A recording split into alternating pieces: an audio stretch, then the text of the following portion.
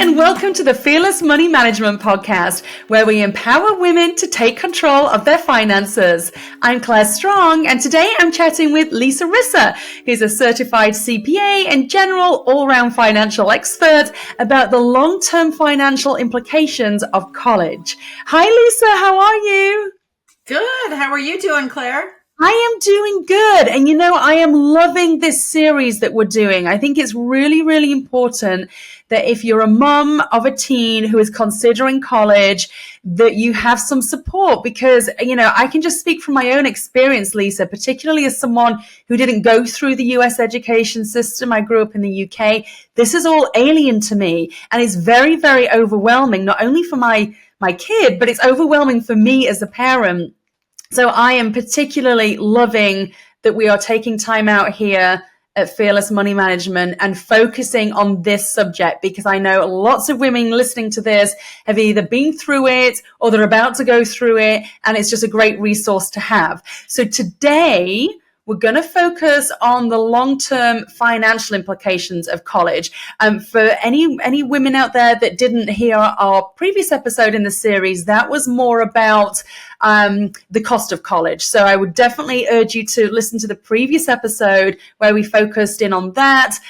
We covered things like financial aid, differences in colleges, in-state tuition, out-of-state tuition, and all of those good things. So definitely check that one out. But Lisa, what are we going to talk about today? Because like I say, this is going to be focused more on the long-term financial implications of our children going to college. Well, and it's exciting when our kids go off to college and thinking about them going off to college. But we do have to think about what's going to happen long-term, and especially with the high cost of going to college now, what is that going to happen? What's going to happen after they graduate and they have to start paying these big student loans? So we want to really think about up front those long-term financial implications about the decisions that are being made in terms of what university you're going to go to or your senior is going to go to.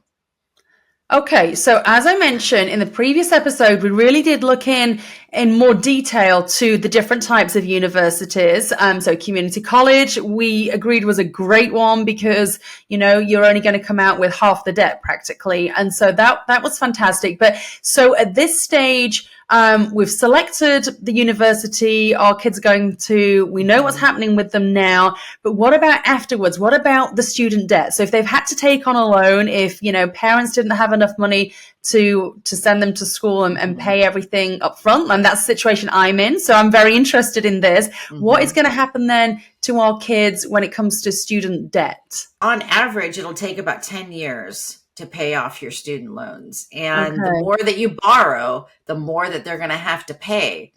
And the interest rates just keep accumulating and accumulating.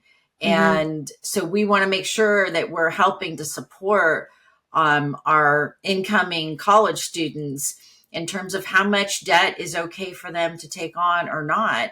And what can we do? We talked about the last podcast, things that we can do to reduce that amount. There's community college for 2 years, in-state university or public university out of state. Private college is obviously very expensive, and applying for all of those scholarships and student loans. But the other part too, in terms of thinking about the financial implications of college, is to really think about what major you're going into. Mm-hmm. And what can you expect for starting salary? So if you're going into a major that has a very low expected starting salary and income, you really need to pay even more attention to what that student loan is, because it can break you and it can mm-hmm. force you to move back in with your parents after you graduate because you might not be able to afford even to pay rent. And that has happened to a lot of people. So you want to be aware of, then start thinking about, now beyond the university, what type of degree are you looking for? What major? And what can you expect from a salary when you graduate that tells you how much you think that maybe you can afford? If you're looking at something that's a very low income, but if you're really passionate about it, that's great. But maybe you think even more about starting at community college and then going to an in-state university. Yeah, I think that's a great point. So, using my 16-year-old as an example, so she's wanting to study fashion design at university with an emphasis on the business side of things, which is great. And there are actually, when she initially told me she wanted to go into fashion design, I'm thinking, oh God, you know, how many fashion designers are actually successful and all of that. There are a lot of careers within the fashion industry. So I've become a little Mhm. bit more knowledgeable on that. And so that's what she is passionate about. So I want to encourage that. But you just hit upon a great point, Lisa. If certainly starting out, their potential salary is not going to be great, that does definitely put a different slant on which route Mhm. you go down university wise. So it makes the community college route even more appealing, and certainly the in-state public university route appealing too. Mhm. And even if you're looking at a major that has a higher starting salary, that doesn't mean you just go all in and it doesn't matter what your student loans are. So there, for example, there are plenty of people that went to law school and they didn't Mm-hmm. think about student loans because they're like, I'm going to be an attorney and I'm going to make all this money. Well, the average starting salary for attorneys is not as high as some people think. And when you Mm-hmm. have these huge student loans and you went to a private university, for example, and you just got a loan for everything and you went to law school, you're still probably going to struggle and live paycheck to paycheck for a while just trying to pay those student loans. So even if it is a higher salary, you still want to think about what the student loans are and what impact that will make, and will you be able to make those payments or make extra payments and pay it off before, a little bit sooner as well. Yeah, I know that when I looked to do my master's degree in broadcast journalism, I actually looked to do that over here in the States. I was living in the UK at Hmm. the time, and because I was a foreign student, the fees were absolutely astronomical, and I paid, Hmm. oh God, around 10 grand to get my master's degree in the UK, and it was from a really prestigious Russell Group university, and I had an Hmm. excellent experience in education. And so, yeah, I think you're absolutely right. Just out of interest, do you think it really matters from an employee or career progression standpoint, Lisa, if you got your degree from, UCLA or from San Diego State University, just to use those two as an example? Does it really matter, or are employers still hung up on pedigree? I think it really depends on the major. Okay. I think for most degrees, it doesn't make a huge difference. Now, Mm. if you're talking about San Diego State versus Harvard, of course it makes a difference. But otherwise, it doesn't make a huge difference. There are some degrees where it does make more of a difference, and so you'd want to understand for your particular degree, is that one of them? Again, talking about like law school, they rank everything and they rank universities, and it can be make a big difference. Mm. But a lot of most majors, it's not a huge difference unless, again, you're talking about San Diego State versus Ivy League. That obviously would Hmm. be a difference. And so it's not, I think that we get too many and kids who get so hung up on the absolute best university. And if they don't get into the best university, their whole life is ruined.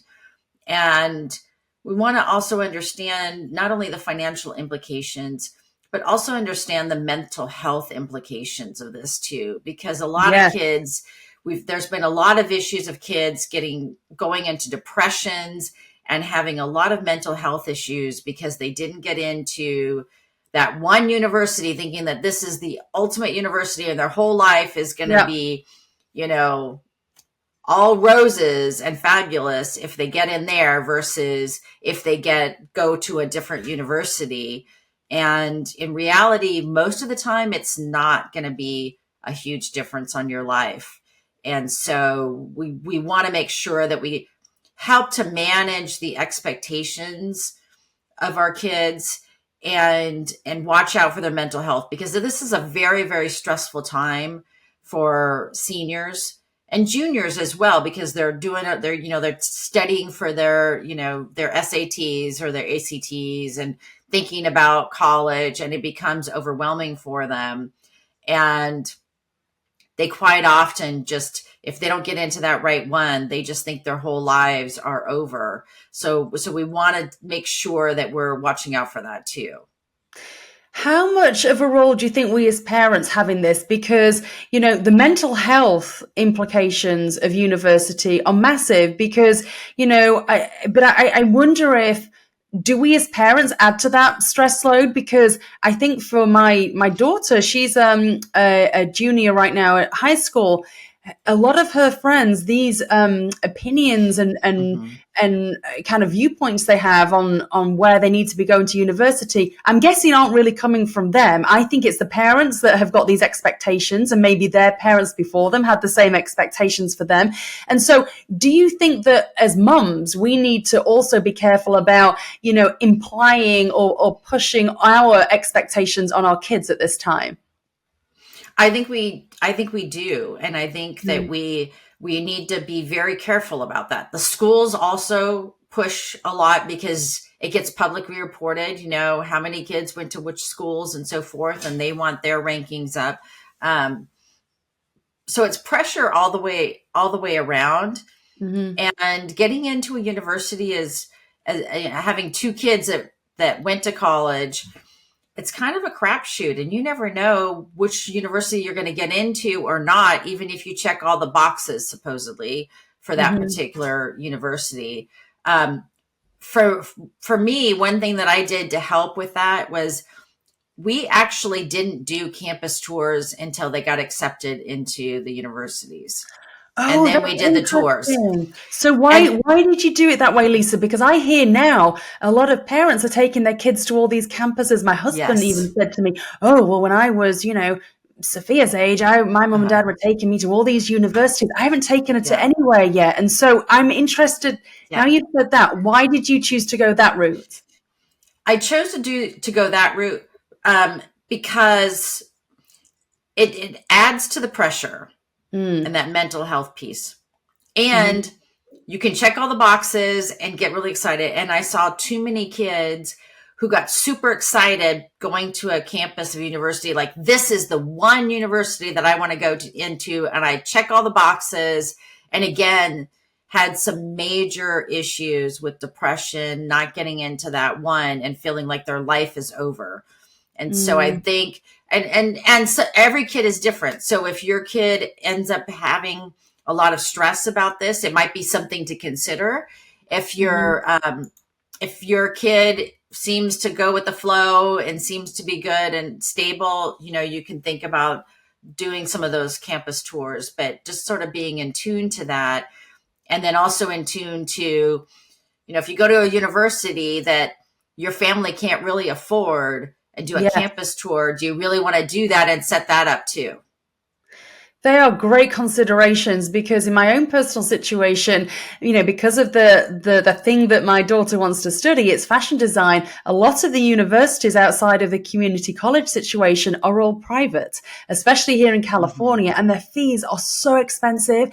And I'm actually wrestling right now with, do I take her to see some of these universities to inspire her versus, as you've just mentioned, can I even afford to send her there? The answer probably is no. So then why am I getting her hopes up? And then all of a sudden, something like community college doesn't look at all attractive because it's like the last resort instead of, a good financial option. So that's great advice. And let's talk a little bit about loan repayment options, because I think unless my girls get some amazing scholarships, they're going to end up with student loans for sure. So how does this work?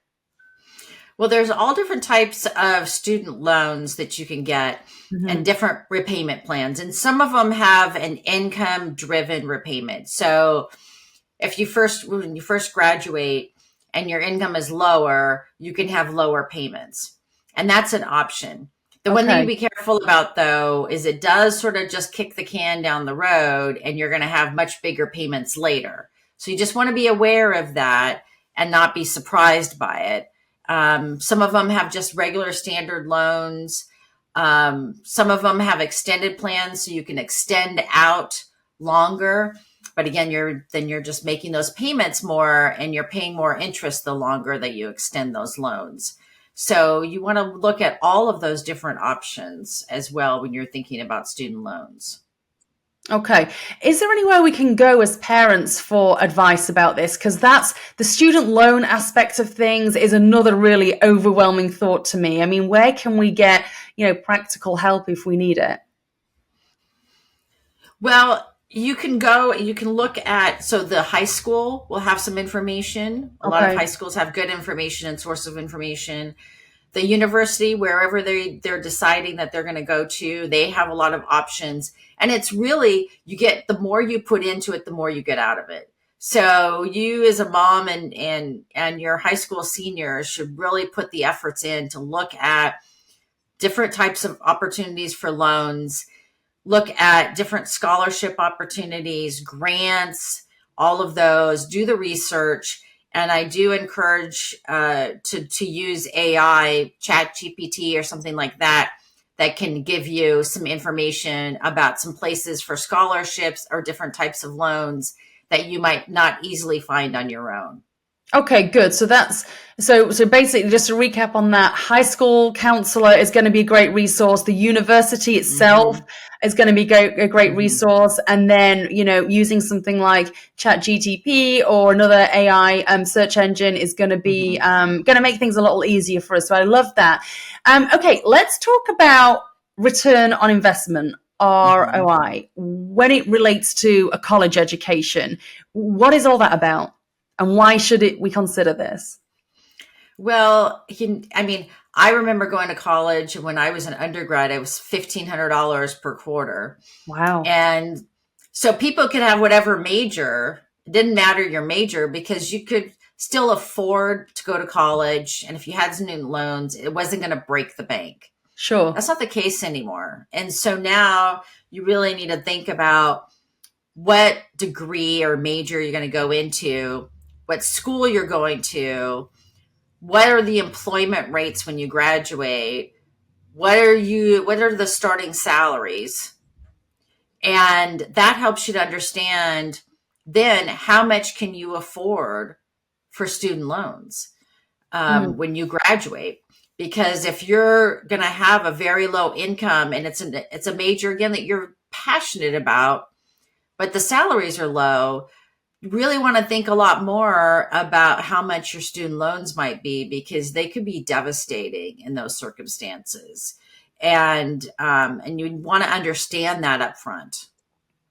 okay.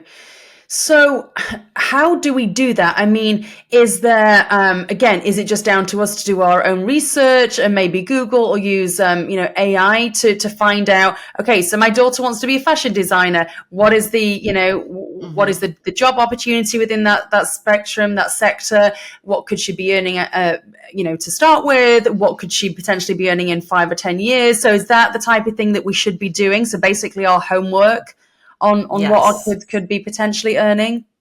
Yes. And I would actually start with an AI search engine asking these Mm, questions, okay. and then do follow-up questions so that you can get a really good understanding of what potentially could be the starting salaries versus later in the career. What's the percentage chance of getting hired right out of college right now? It varies a lot depending on your major. And so looking at those things, and starting with an AI search engine will really help you to get a lot of knowledge around this and information much quicker and point you in the right direction. Okay, well, let's talk about some of the degrees that are actually going to be, great ROI Hmm. even out of the gate. Which ones Hmm. are those? So some of them are, computer science is one of the top ones. Okay. And it's very popular now. The one thing Mm, is it's very popular, so it's very competitive and becoming even more so, but that's a great one for high starting salary. Nursing and healthcare fields, um, those are very good as well. And that one is a very high employment rate. It's high oh, income, but it's high employment rate because the shortages in the healthcare field and in nursing are very significant. So if that interests you, that's a very good one. Engineering is always good. It's very hmm. competitive again, but it's compared to like computer science, they're both very competitive, but very nice, high income.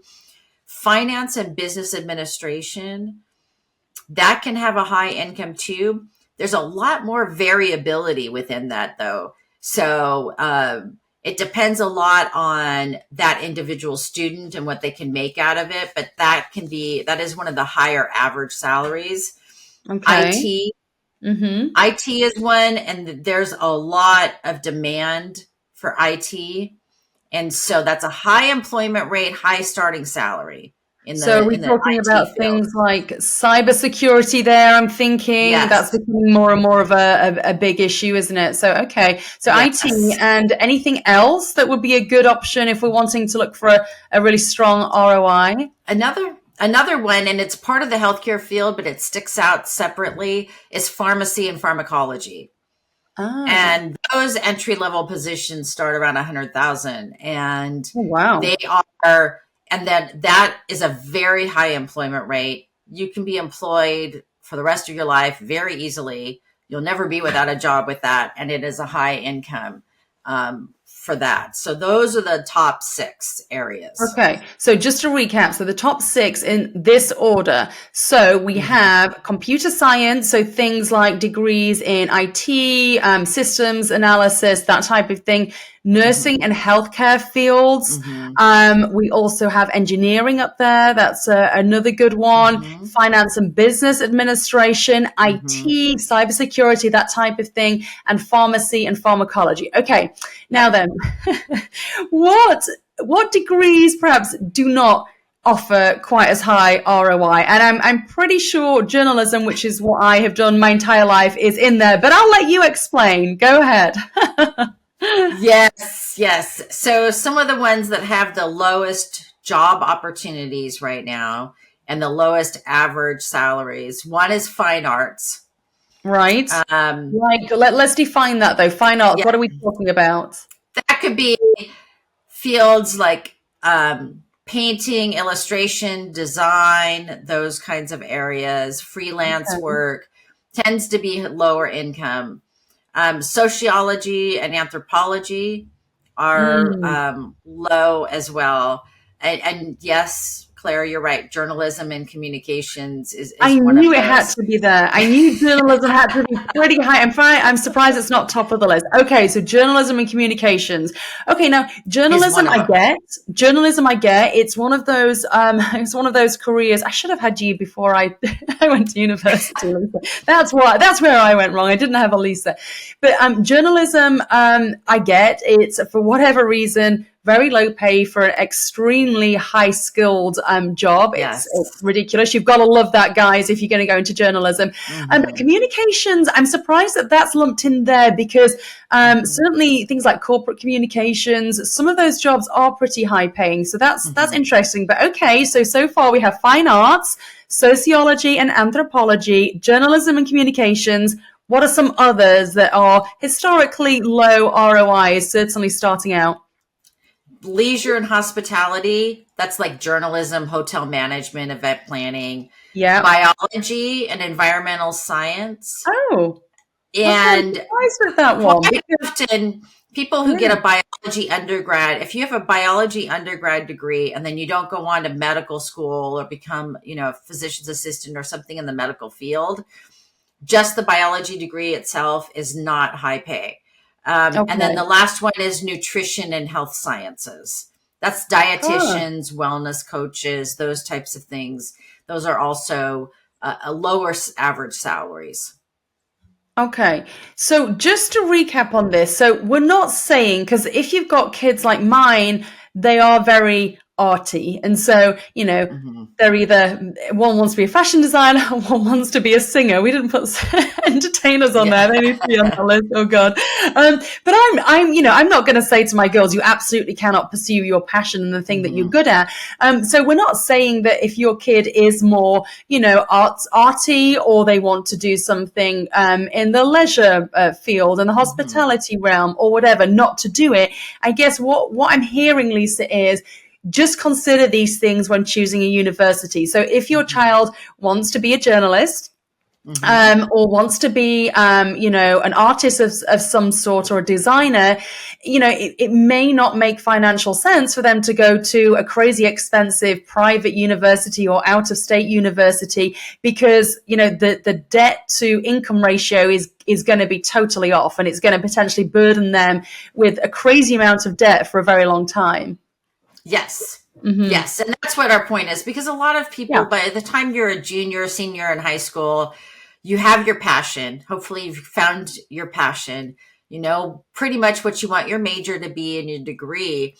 If it ends up being in a field that's not a high salary, that's fine. But then, like you said, just really take a look a lot more in terms of what that cost for that university is going to be and what those student loans are going to be, because we hate to have them overwhelmed after they graduate because they are just living to pay their student loans and they can't Oh. really afford much else. No, we absolutely don't want that. And one thing I want to just chat about, some of the industries we've just mentioned here, are some of these at risk, for example, of AI taking over them, or are they in industries that are in decline? And if so, which are the ones that are potentially hazardous from that point of view that may not be necessarily, stellar and secure like they have been Mm-hmm. historically? Well, there's quite a few roles now and jobs that are going to be disrupted by AI. Mm, And there'll be other types of opportunities with AI, but some of them will be very disruptive. And it'll be the most disruptive for those starting out. The okay. lower level positions, the entry level positions will be more Yes. disrupted by AI in these areas. So when you're talking about college, again, you just want to be aware that it may be more difficult to get a job when you graduate and for an entry level position in these areas due to AI. And for some of these, you can think about how can you work with AI and then learn more about AI so that you can be more on top of that rather than having that be a barrier for you. So some of the roles of finance and accounting, a Mm-hmm. lot of routine tasks in those areas, data analysis, auditing, reports, and so forth can Mm-hmm. easily be done, or drafts completed by AI. Marketing and advertising is another one. And they can do a lot of, again, especially the entry level. It'll especially hit the college students, the college Mm. graduates. Unfortunately, Claire, journalism is in there too. The entry level for journalism is on there.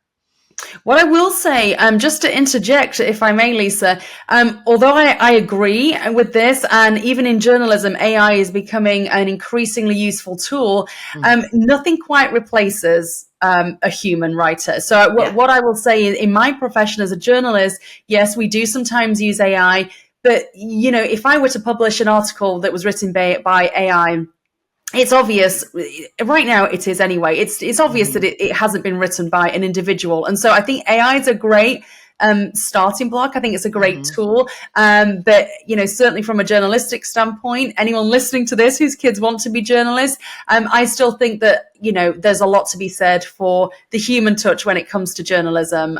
So yes, I just wanted to add that. Absolutely. Yeah. So any other industries that are potentially at risk of the AI takeover?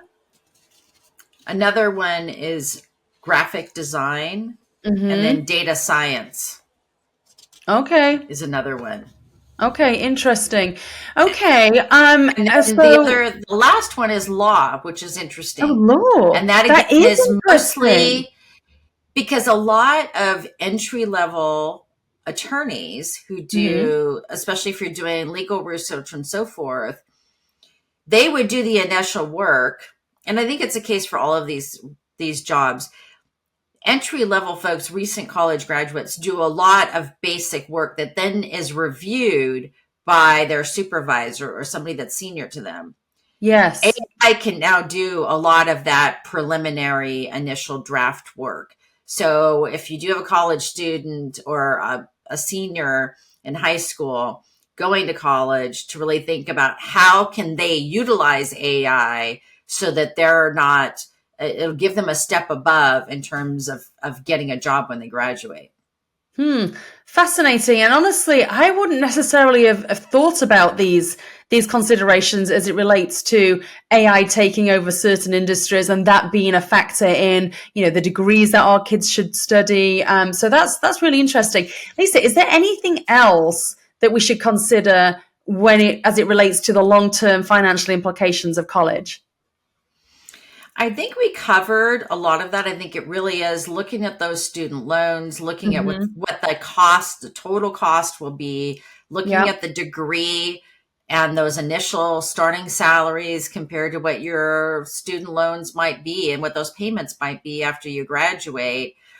And also looking at the implications for AI, positive and negative. I mean, there are certain areas where AI is going to be potentially you could have a lot of opportunities relative to that. And I know, my youngest son is in college now, and they're all talking about how they can use AI and that Mm. being a specific skill set for them when they graduate. And Hmm. and so that can really help you to have a step up to get a job that's going to make you a little higher income starting off so that you can pay back those student loans that hopefully aren't too overwhelming for you.